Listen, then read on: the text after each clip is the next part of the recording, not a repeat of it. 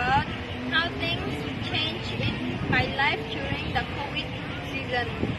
In the COVID season, I had changed a lot in my life. Before, I used to study at 8 a.m. and I need to wake up at 5:13 a.m.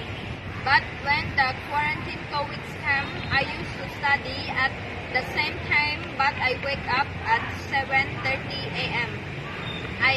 It was so difficult to study online.